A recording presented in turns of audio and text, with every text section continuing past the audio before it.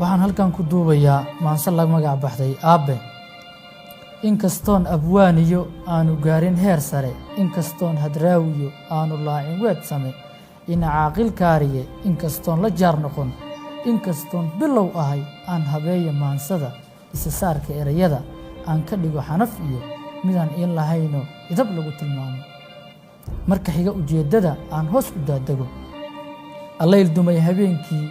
aabbo waa iftiin baxa hadduu eebba joojo tiir lagu istaagiyo udub dhaxaadka qoyskiyo waa boqor itaal badan marna aanan leecin maaraynta ubadkiyo tarbiyadiyo akhlaaqdaba asaa u rita dhabarkoo ka ilaalsha murugada alif iyo xaraf iyo eray iyo oraahba magaciisa unbaa ka dhumuciyo awood weyn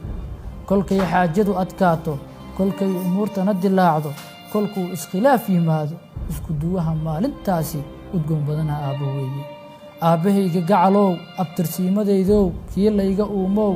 ajashaadi baa timid rabbi baa ku oobsaday isma dhimin jacaylkii kuu yiil agtayda mana aan ilaabin abaalkaagi weynaa eedna kuuma haayo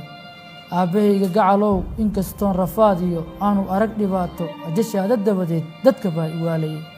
anigoo bacaadiya afka qosol ku haayo kolkay ii yimaadaan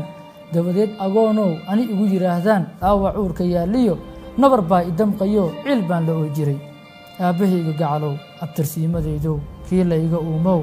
astaantaadii baan ahay salaadii imaataba rabbi kuu ajiibi ee adaan kuu duceeyaa alla kuu su'aalaa inuu kuu gargaaro qabriga kuu iftiinsho allow aafada xanuunka leh allow ibtiliyo asaageed allow ololka naarta leedahay allow aabbahay ka dhowr allow kuwii ku aaminee allow iimaanka yeeshay allow amarkaaga qaatay allow aabbahay ka yeel allow aabbahay ka yeel allow aabbahay ka yeel